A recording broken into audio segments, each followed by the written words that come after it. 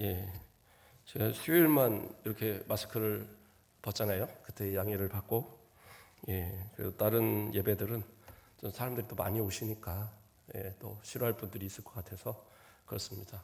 그러나 저는 주사도 다 맞았지만 코로나도 한번 걸려서 지나갔기 때문에 앞으로 한 6개월은 안전합니다. 그러니까 걱정 안 하셔도 돼요. 자, 오늘 말씀의 제목은 상을 잃지 아니하리라입니다. 상을 잃지 아니하리라. 하나님께 받을 상에 대한 이야기입니다. 제가 예화를 하나 들려드리겠습니다. 아주 어렸을 때 들었던 예화입니다. 또 배경은 옛날 소 달구지 다니던 시절의 이야기입니다. 어떤 교회를 건축하게 된 거예요. 교회를 건축하는데 성도들이 없는 살림에도 헌금을 모아서 또 직접 가서 이 등짐을 메고 같이 하면서 교회를 지은 거예요. 그래서 교회를 거의 건축을 다 마치는 때가 되었는데 목사님이 이제 꿈을 꿨답니다. 꿈을 꿨는데 그 천국에 집들이 쫙 있는데 성도들이 다 거기서 집 한 채씩 있더라는 거예요. 그래서 참 복되다. 이제 꿈입니다. 그런데 어떤 한 집이 너무 아름답고 좋은 집이 있더래요. 그래서 저 집은 도대체 누구 겁니까? 하고 천사한테 물어봤으니까 천사하는 얘기가 그 교회 어느 권사님 집입니다. 그러더라고요. 그래서 그 권사님을 보니까 권사님이 교회 참 신앙도 좋고 열심히긴 하는데 이제 건축 끝이니까 근데 건축을 위해서는 헌금을 한 것도 없고 또 연세가 많으셔서 뭐 벽돌 하나 나른 게 없는데 그분은 왜 이렇게 좋은 집일까 이제 생각을 한 거예요. 그래서 꿈이 깨고 나서 이상하다 생각하다가 그 권사님을 부른 겁니다. 권사님 잠깐만 저하고 이야기 좀 합시다. 권사님 제가 꿈을 꿨는데 천국에 권사님의 집이 아주 아름다운 그 집이 있는 것을 제가 꿈을 꿨습니다. 권사님 혹시 저 모르게 건축 헌금한 거 있습니까? 그랬더니 아니요 저는 헌금할 만한 능력이 안 돼서 못합니다. 주일 헌금도 겨우 하는데 무슨 능력이 있겠습니까? 그럼 뭐 벽돌 한 장이라도 아는 거 있습니까? 아니요 그런 적도 없습니다. 그럼 뭐 한 거 없어요? 그랬더니 그 소가 그러니까 소 달구지 할 때니까 소가 교회로 이렇게 벽돌을 나르고 또 흙을 나르고 이렇게 이 모래를 나르고 하는데 너무 힘들어 보이더라는 거예요. 그래서 내가 다른 건 할 수 없고 집에 있는 콩 한 대 삶아다가 그 소를 먹였다는 거예요. 교회 그 열심히 해달라고 그렇게 먹였다는 겁니다. 그러니까 그 소가 그걸 맛있게 먹고 또 일을 잘 하더라 그 얘기를 하는 거예요. 어떤 큰 것으로 어떤 헌신하는 것도 중요하지만 그 작은 헌신을 하나님은 받으시는 거죠. 물론 이것은 아마 예화이기 때문에 누군가 만들어낸 이야기일 것 같아요. 근데 제가 어렸을 때 들었던 예화입니다. 근데 오늘 말씀하고 내용이 참 연결이 되는 말씀인 것 같아요. 오늘 40절 말씀에 뭐라고 합니까? 너희를 영접하는 자는 나를 영접하는 것이요 나를 영접하는 자는 나를 보내시는 영접하는 것이니라 이렇게 말씀하죠. 누군가에게서 우리가 헌신하고 대접하는 것, 또 교회를 위해서 이런 헌신하는 것, 이것이 어떤 보여지는 것, 그것만으로 판단하기는 사실은 좀 어려운 부분인 것 같아요. 부자는 많이 헌금을 해도 사실 그 삶에 별로 영향이 없습니다. 제가 예전에 있는 교회에서 건축을 해보니까 건축을 거의 뭐 목사님 이끄시는 대로 따라서 이렇게 했지만 진짜 일 많이 했거든요. 뭐 청소도 하러 다니고 또 동산도 한 1,500평 동산이 있어서 동산에 잔디도 막 그 비 오는 날 가서 잔디 붙이기도 하고 목사님 맨날 다니면서 그 잡초 하나씩 건드려요. 그러면 그거 뭐예요? 뽑으란 얘기잖아요. 그러면 이제 교육자들 불러다가 그날은 잔디 뽑고 다니고 별일은 다 했습니다. 그런데 그러한 이제 건축 과정을 보면 헌금들 많이 하시잖아요. 헌금들 많이 하는데 어떤 분은 매덕도 하셔요. 매덕도. 근데 어떤 분들은 100만 원, 200만 원 겨우 하세요. 그런데 그 많고 적음의 문제가 아니거든요. 사실은 그 마음의 헌신의 어떤 부분들이냐. 많이 하고도 어떤 사람들은 복받지 못한 모습도 있고 적게 하고도 복받는 모습들이 있어요. 그것은 그 사람의 마음의 어떤 상태일 것 같아요. 예. 많이 가진 분들은 그렇잖아요. 100억의 재산을 가졌다. 거기서 1, 2억 띄어서 하는 거 그거 그렇게 큰 건 아닙니다. 사실은. 그러나 없는 분들, 예. 집에 보증금 예. 뭐 몇천도 안 되는 그런 가운데서 집을 옮기면서 거기서 띄어갖고 헌금하는 그런 모습. 전에 어떤 젊은 부부는 건축은 안 했지만 선교에 본인들이 선교를 해야 되겠다는 마음을 가졌대요. 그런데 선교를 하는데 뭔가 언젠가는 해야지 했는데 마침 집을 팔고 집을 옮겨야 되는 상황이 된 거예요. 그런데 두 부부가 서로 약속을 했대요. 우리 여기서 1,000,000원만 빼자. 1,000,000원. 그리고 1,000,000원만 작게 집을 가자. 그래서 1,000,000원을 딱 띄어서 마음에 혹시라도 욕심 생길까봐 그거 들고 목사님한테 찾아간 거예요. 목사님한테 찾아가서 그 앞에 딱 내놓으면서 목사님 우리가 집을 옮기는데 1,000,000원 띄었습니다. 교회 저 오지에 그 1,000,000원이면 교회 하나 짓는다고 목사님 설교하셨는데 하나 좀 짓게 해주세요. 그래서 몽골에 아마 텐트로 된 교회를 하나 진 걸로 알고 있어요. 제가 나오기 직전에 그렇게 드린 건데 그게 좀 귀하잖아요. 예. 어떻게 보면 그 1,000,000원 하나 더 하면 더 좋은 집으로 갈 수도 있는데 그걸 포기하고 그 아이들도 둘이나 되는데 그래서 그걸 띄어서 욕심 날까봐 나중에 욕심 날까봐 돈 들어오자마자 띄어서 갔다. 물론 이제 헌금을 많이 했다 이런 얘기를 하는 게 아니에요. 그 마음이 참 귀하다는 얘기를 하는 겁니다. 그런 것처럼 오늘 본문에서도 이야기하는 것은 뭐냐? 그 마음의 자세를 이야기하고 있는 겁니다.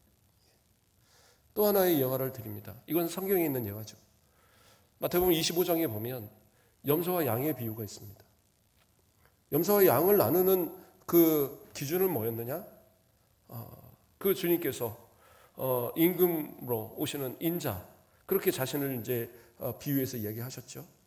그래서 와서 이야기하는데 양들에게 이렇게 구분되어진 그 사람들을 양이라고 부르는 그들을 향해서 하는 것이 뭐라고 그래요? 내가 굶주릴 때 먹을 것 주고 내가 헐벗을 때 입으로 주고 먹을 것 마실 것 다 주고 옥에 갇혔을 때 돌보아 주고 그런 거 네가 다 했다. 그러니까 너는 예비한 큰 저 영생의 복을 누려라. 그렇게 이제 말씀을 하시는 거예요. 그러니까 이 양들은 그렇게 이제 복을 누리죠. 그런데 옆에 있는 염소들도 생각해, 나도 예수님 잘 믿었고, 나도 할 만큼 교회 열심히 다니고 했으니까 나도 상 받겠지. 근데 예수님 뭐라고 그러세요? 너는 내가 배고플 때 먹을 것도 안 주고, 목마를 때 마시기도 안 하고, 병들었을 때 찾아보지도 않고, 옥에 갇혔을 때 돌아보지도 않고. 그러니까 너희들은 저 영원히 예비된 저 영영한 불에 저 영벌에 너희는 처할 거야. 그렇게 얘기를 하는 거예요. 그러니까 아니 우리가 언제 예수님을 우리가 대접하지 않았습니까? 우리가 언제 임금님을 대접하지 않았습니까? 한 번도 저희는 그런 적이 없는데요. 근데 예수님 뭐라고 그러셔요?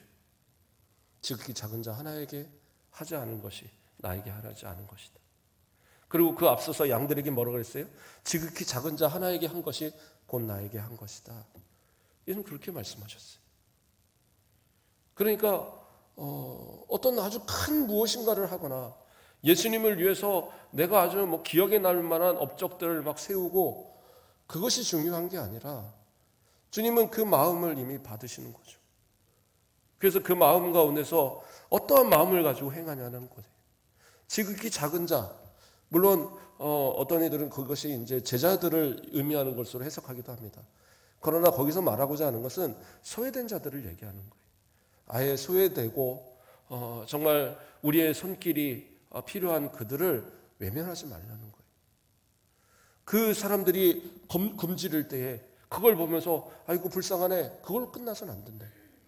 배고픈 사람한테는 먹을 걸 줘야 되고 목마른 사람한테는 물을 줘야 되고 옥에 갇힌 사람들은 가서 그 옥바라지를 같이 도와줘야 되고 병들어 있는 사람들한테는 그 병든 사람을 위해서 가서 손도 잡아주고 그 사람들한테 필요한 것들을 함께 나누고 그런 모습들이 있어야 된다는 거죠.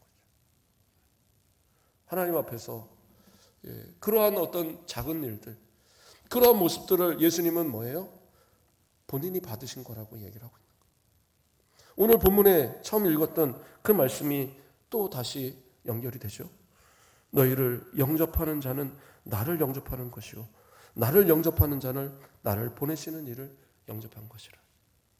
그러니까 그 지극히 작은 자 하나에게 베푼 그러한 것들이 결국엔 예수님께 한 것이고 또 더 나아가서는 하나님께 한 것이다라는, 이러한 것들을 우리가 행하지 않는다면 그러한 모습들은 뭐예요? 하나님 앞에 받을 상이 없는 모습들이다.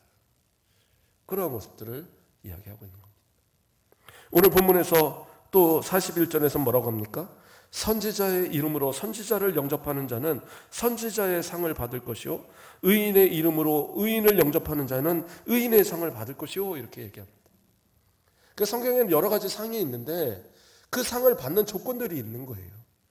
물론 내가 선지자가 되고 내가 의인이 되고 해서 내가 선지자의 상을 받고 내가 의인의 상을 받으면 좋겠지만, 그러나 때로는 내가 할 수 없는 것들도 있잖아요.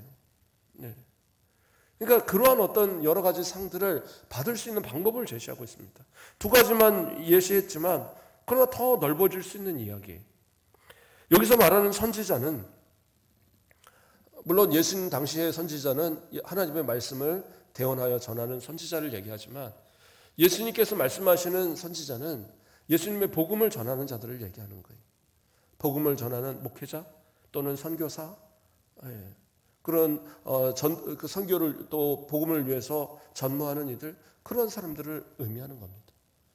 그런데 여기서 뭐라고 그래요? 선지자의 이름으로 선지자를 영접하는 자. 그러니까 두 번째 선지자는 제가 지금 말한 대로 복음을 위하여 전무하는 헌신하는 자들을 얘기하는 거예요. 그럼 앞에서 선지자의 이름으로, 이건 뭐예요? 이것은 예수님을 얘기하는 겁니다. 예수님 자신은 하나님의 말씀을 전하는 선지자신 거니까. 그래서 메시아에 대한 예언, 그래서 메시아를 기다리는 이스라엘 백성들도 예수님, 그러니까 메시아를, 오실 그리스도를 그 선지자라고 표현을 했어요. 뭐냐면 모세가 이야기했잖아요. 나와 같은 선지자가 일어날 것이다. 그래서 이스라엘 백성들은 물론 그것이 여호수아를 뜻하기도 하고 그 외에 뭐 사무엘을 뜻하기도 하고 여러 이제 그 주장들이 있지만, 이스라엘 백성들은 분명하게 그 구절은 메시아를 뜻한다라고 여겼거든요. 그래서 선지자의 이름으로라는 것은 예수님 자신을 얘기하는 거예요. 그러니까 내 이름으로 그러한 자들을 대접하는 자는 그러한 상을 받는다는 거예요. 그러니까 목사님만 목사님 상을 받는 게 아니라 우리 성도들 목사님 상을 받을 수 있는 거예요. 선교사만 선교사 상을 받는 게 아니라 우리 성도들도 선교사 상을 받을 수 있는 것이 있다라는 거예요. 좀 더 이제 설명을 합니다. 의인의 이름으로, 예수님은 의인이시잖아요. 죄가 없으신 무죄하신 분. 그래서 여기서 의인의 이름으로라는 것도 예수님 자신을 뜻하시는 거예요. 그래서 의인의 이름으로 의인을 영접하는 자. 그러니까 무슨 그럼 깨끗하고 아무 죄도 없는 그런 사람을 얘기합니까?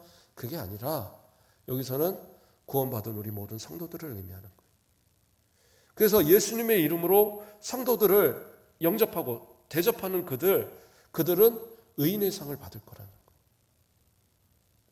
그러니까 뿐만 아니라 내가 받고 싶은 상이 있다면 그만큼 또 헌신하면 되는 거겠죠. 성경에 있는 모든 그러한 상들, 내가 할 수는 없을지라도 누군가 하고 있다면 그들을 협력하는 것, 그것도 중요한 상을 받을 수 있는 그러한 근거가 된다라는 거예요. 그렇게 이야기하니까 그러면 목사님한테 선물 많이 하라는 얘기입니까? 절대 그런 얘기 아니에요. 그러면 뭐 성교헌금 많이 하라는 얘기입니까? 그것도 아니에요. 그러면 성도들 위해서 구제헌금 많이 하라는 얘기입니까? 그것도 아닙니다.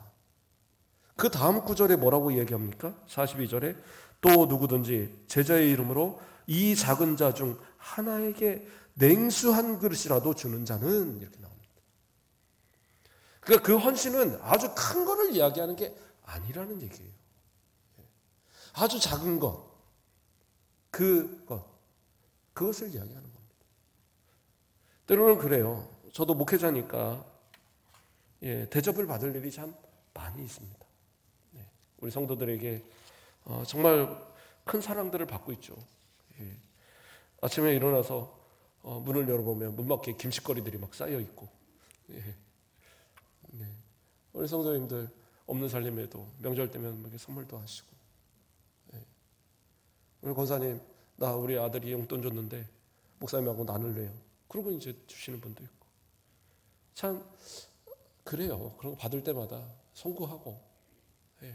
죄송한 마음도 들고, 내가 이거 받아도 되나 이런 생각도 들고. 그런데 주시는 것이 나를 위해서 주는 건 아니잖아요. 그렇죠? 누구를 위해? 예수님의 이름으로 주님 받으시라고 하는 것이기에 저도 축복하고 받기도 합니다. 예. 그래서 때돌이면 뭐 신방할 때 좀 좋은 거 대접하지 말으라고. 예. 저도 제가 상 다 받으면 안 되잖아요. 그러니까 좋은 거 하지 마시라고 한 5,000원짜리로 이렇게 하라 그랬더니, 아유 목사님 여기 국밥도 7,000원이에요 그러더라고요. 그래서 7,000원짜리로 하시라고 그랬더니 어떤 분은 신방하면서 목사님 7,000원어치만 드세요 그러더라고요. 네. 어쨌든 그 마음이 하나님께서 받으실 거라 여기고 저도 두려운 마음으로 받습니다. 언젠가 우리 큰아이가 어렸을 때 그 얘기를 한번 질문을 하더라고요. 아빠, 왜 자꾸 명절 때 되면 선물이 집에 쌓이는 거야? 왜 우리한테 자꾸 선물을 줘? 그래서 제가 기도해달라고 하는 거야. 성도들이 기도해달라고. 그러니까 너도 이거 먹을 때 감사하고 기도하고 먹어야 되는 거야. 그랬더니 알겠어 그러더라고요. 목회자는 그래요. 내가 받기에 참 두려운 마음으로 받습니다. 어떤 목회자도 받는 것을 당연하게 여기는 사람은 없을 겁니다. 만약에 그것을 당연하게 여기는 사람이 있다고 한다면 그런 목회자라기보다는 사꾼이라고 할 수밖에 없을 거예요. 다 두려운 마음으로 받아요. 그러나 그것이 익숙해져도 안 될 것이고 저도 두려운 마음으로 그걸 받습니다.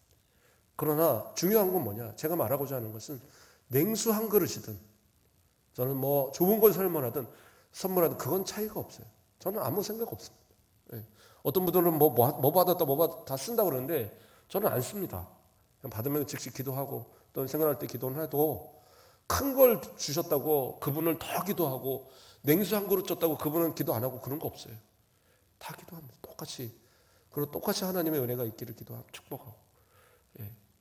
그 예수님도 과부의 두 렙돈을 그 렙돈을 통해서 하나님이 다 가장 많이 받으셨다라고 칭찬했는데 그 과부는 전부를 다 드린 거라고 칭찬하셨는데 어떤 것에 선물에 경중을 따지겠어요? 그러한 건 아닙니다.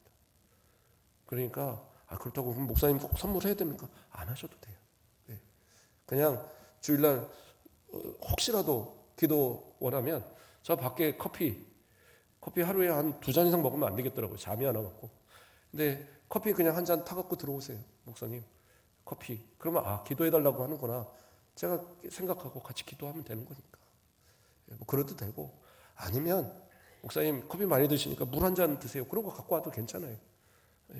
오늘 성경이 분명히 얘기했잖아요. 냉수 한 잔. 그거 하나면 족한 거예요. 하나님께서 그러한 자들에게 뭐예요? 선지자를 대접하는 자, 선지자의 복을 준다는 거예요. 저도 잊지 못하는 것이 있어요.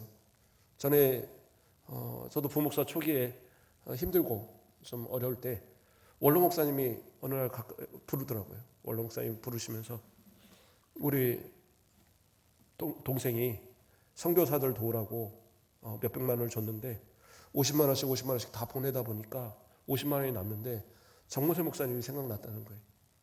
그러니까 정모세 목사님 쓰시라고. 그럼 저를 주시는 거예요. 너무 송구하더라고요. 그걸 받아도 되나. 근데 하나님 앞에 기도하는 가운데 목사님 생각나서 저는 원로 목사님한테 뭐 하나 해드린 거 하나도 없는데 저한테 그걸 주시더라고요. 그래서 어쨌든 그때 참 어려울 때 그러니까 잘 썼습니다. 그런데 그게 저한테는 이게 빚이 되더라고요. 빚. 언젠가 이것을 갚아야 되겠구나. 그래서 어떻게 갚느냐.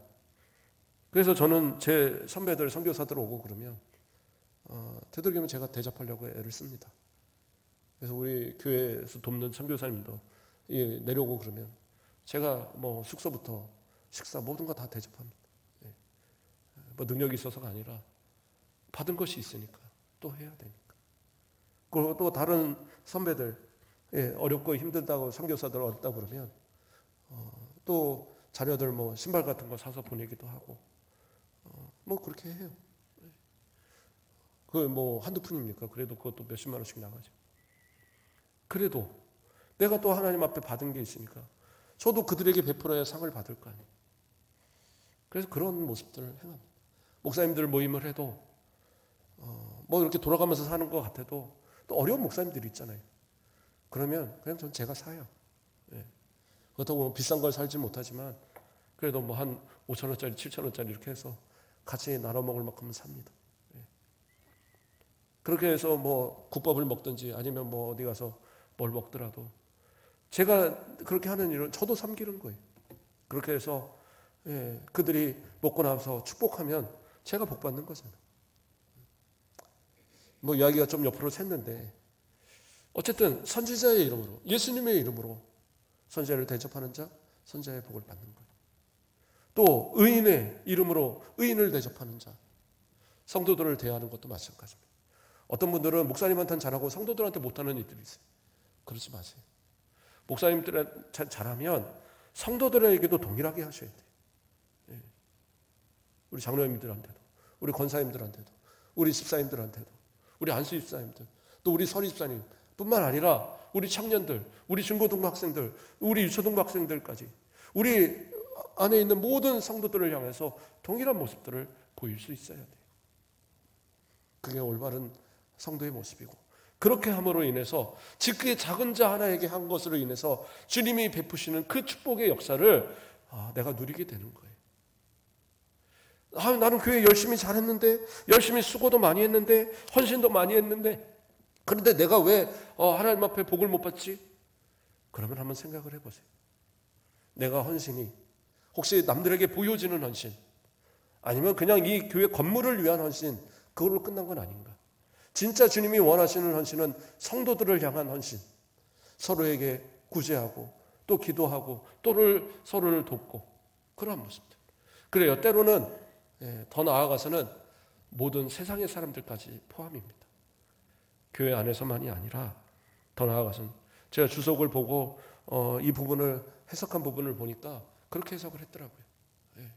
꼭 교회 안에서뿐만 아니라 이것은 더 확장되어지는 그래서 42절에서 누구든지 제자의 이름으로 이 작은 자 중 하나에게 냉수한 것이라도 주는 자는 그래서 여기서 지극히 작은 자는 꼭 뭐 의인 중에 있는 사람, 성도 중에 있는 사람뿐만 아니라 모든 사람이라고 그렇게 지칭을 하고 있더라고요. 그래서 그 모든 사람들 가운데 우리의 도움의 손길이 필요한 그들에게 외면하지 않고 냉수한 글이라도 줄 수 있는 그러한 모습. 때로는 내가 선을 베풀었는데 상대방이 받지 않을 수도 있죠. 상대방이 나를 오히려 비난하고 비방하고 때로는 핍박하는 일도 생길 수 있어요. 그렇다고 그래서 내가 이런 거 하려고 내가 했나? 내가 이루려고 예수님 믿었나? 이런 말 하지 말고 주님께서 내게 주신 은혜가 큰 것을 생각하고 이것은 이 사람을 위해서가 아니라 예수님의 이름으로 예수님을 위해서 예수님을 대접하는 마음으로 하는 것이니까 때로는 내가 불이익을 당하고 어려움을 당할지라도 그것을 인해서 낙심하거나 실망하거나 원망하거나 그럴 이유가 하나도 없는 거예요. 오히려 이 땅에서 상을 못 받으면 어떻게 해요? 저 하늘 영원한 천국의 상을 쌓아놓는 것 그것이 바로 오히려 이 땅에서 상을 받지 않는 그것이 더 복된 거예요. 그래서 뭐라고 얘기합니까? 예수님이 우리 그 제목처럼 내가 진실로 너희에게 이르노니 그 사람이 결탄코 상을 잃지 아니하리라. 그러니까 우리가 이미 받기로 한 그 상은 취소되는 게 아니에요. 그러니까 할 수 있으면 더 많이 베푸시고 더 많이 위하시고 더 많이 사랑해 주시고 그런 모습들로 서야 되는 거예요. 그것이 바로 우리 성도들이 잘 되어지는 모습이에요. 어젠가 얘기했는데 제 친구 진주에 지금 사는 친구 그 친구는 학생 때는 아니었는데 하여튼 제가 사역을 시작한 이후부터 저를 만나면 항상 밥을 사요. 내가 산다고 그래도 자기가 사요. 집으로 가면 꼭 짜장면 한 그릇이라도 시켜줍니다.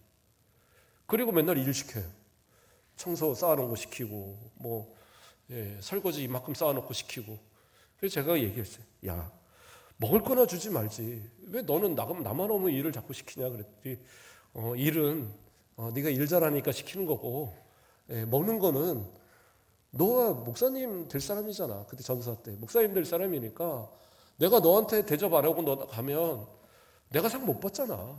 그러니까 내가 상 받으려고 너한테 대접하는 거야.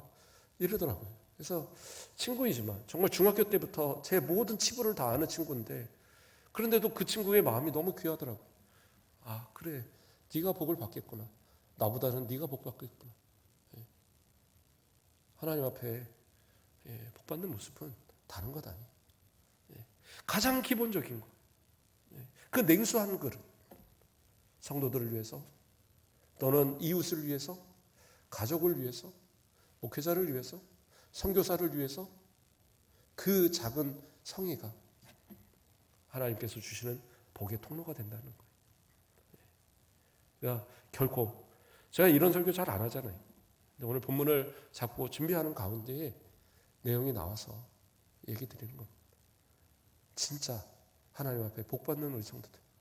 저는 우리 아내도 그런 얘기를 합니다. 당신은 되게 공정한 것 같지만 되게 편파적이라는 거예요. 그게 뭐가 편파적이냐? 가족 최고 우선, 교회 최고 우선, 성도들 최고 우선, 자기하고 관련된 사람만 최고로 여긴다는 거예요. 저는 그래요.